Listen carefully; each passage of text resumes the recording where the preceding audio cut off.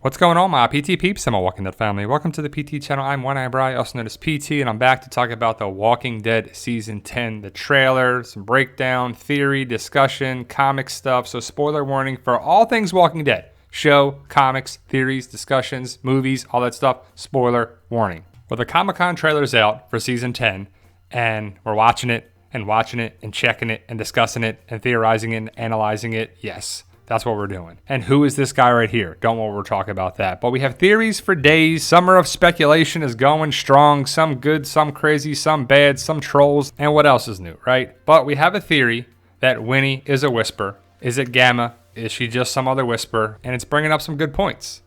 Thora Birch, who plays Gamma, could be too old to be an older Winnie. But if we never see Gamma's face, we just see the mask over top of it, it could be Winnie, and we won't know how old Gamma is. It's just a theory right now, but some good points. But also the point is that Emily Kinney was like in her late 20s when she played a teenager of Beth on the show. So just because someone is older doesn't mean they can't play a younger character. They do it all the time. So my point to some people saying that Thora Birch is too old to be an older Winnie is that Emily Kinney did it, so it could happen again, if they're going that way or not. And the other good question that people are asking me on Instagram and YouTube and Facebook and everything is that, has Gamma been here the entire time? We don't know because we haven't met her yet. She could have been in the background during this whole situation in Season 9.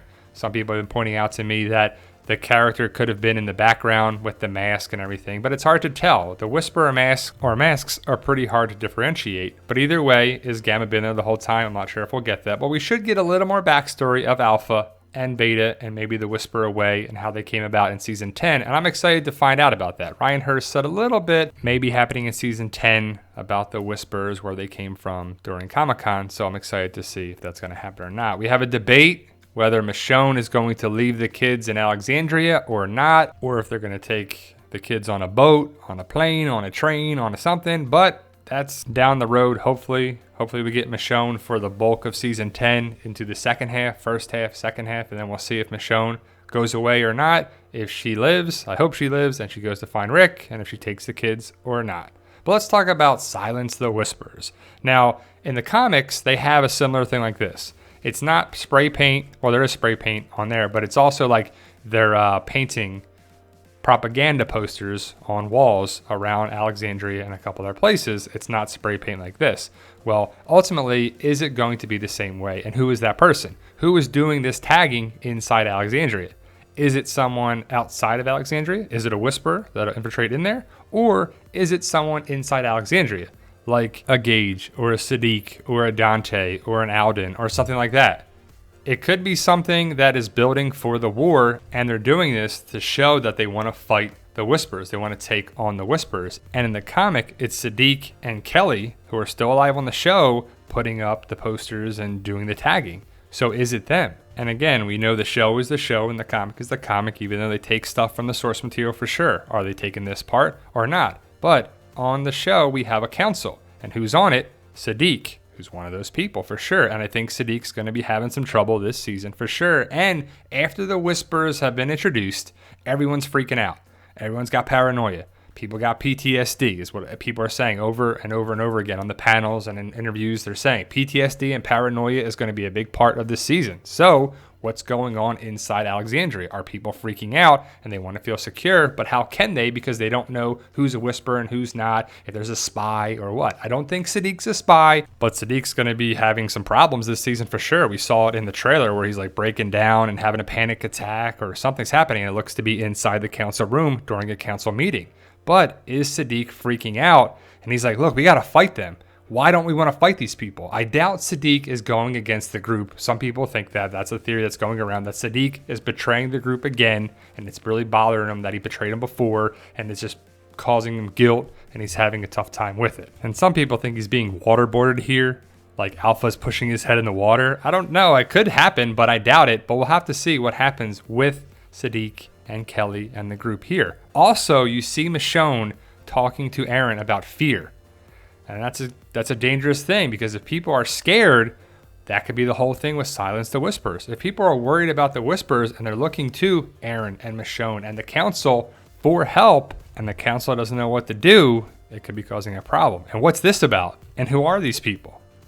The word is that the guy in the green jacket is Dante, and that's okay, but Dante could be part of the whole Silence the Whisperers group who wants to fight the Whispers. The character of Dante should be different from the show than the comic. If you read the comic, he's at Hilltop in the comic and he's with Maggie, but here he's in Alexandria. And is the person with the potato sack or whatever that thing is over their head the same person that's spray painting Silence the Whisperers all over the place? Is it Alden? Because if you lost someone to the Whispers and the council and the group doesn't want to fight the Whispers and go after them, that's probably going to piss a lot of people off, especially if it's Alden or somebody that lost someone on the Pikes. Carol could be one of those people too. And remember, Alexandria has a council and they make the decisions. And who's on the council is Sadiq. And the whole thing with the border is set like if you don't cross the border, we're fine.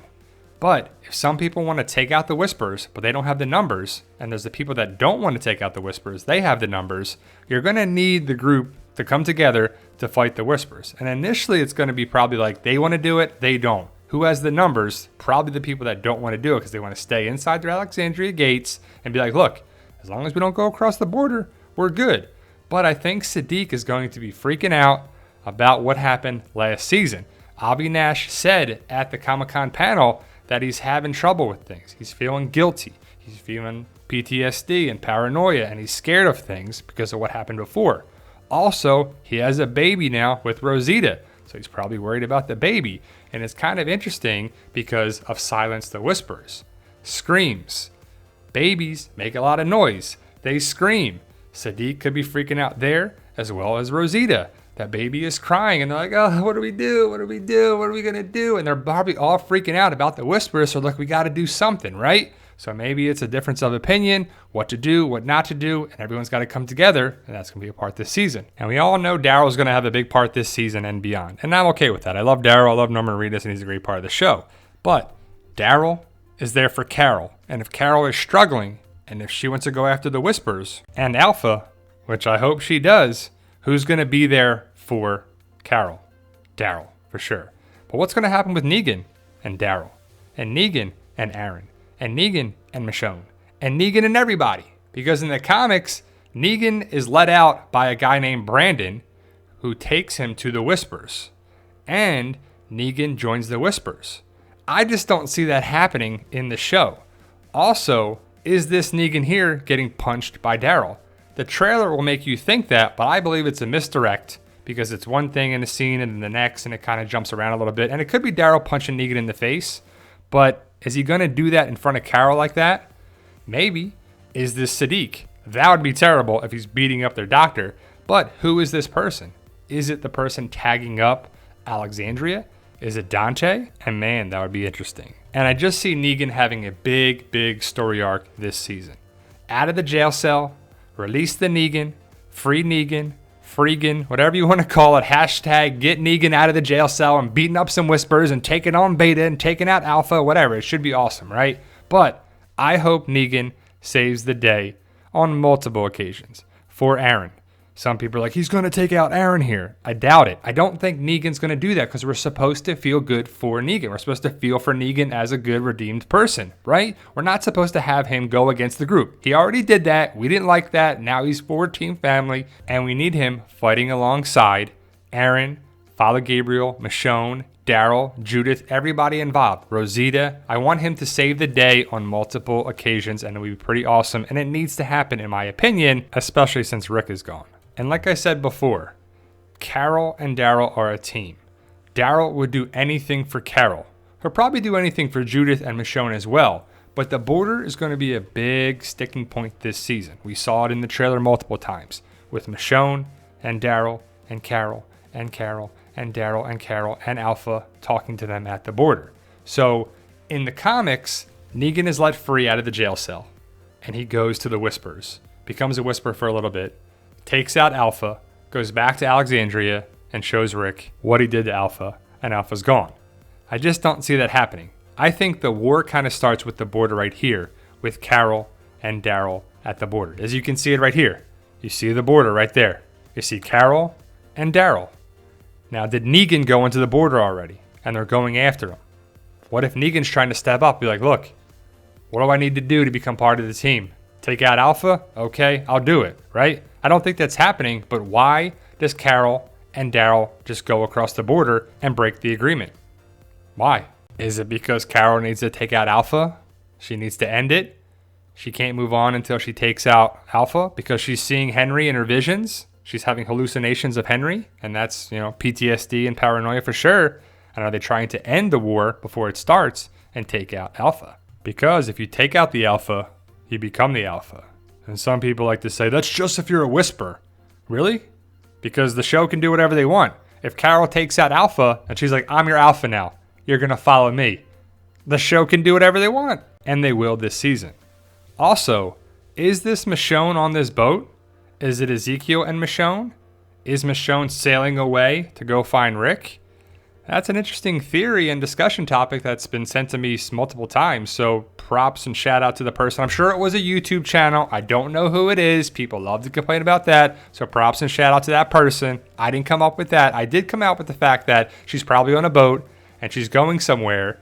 If she decides to do that, it makes sense because of the Oceanside connection from the comics and the show, and that she was on a boat in the comics. And if she's going to find Rick, she could be on a boat or a helicopter or a plane or a train or a horse. But if they're highlighting Oceanside and boats, she could be on there for sure. But who is this person?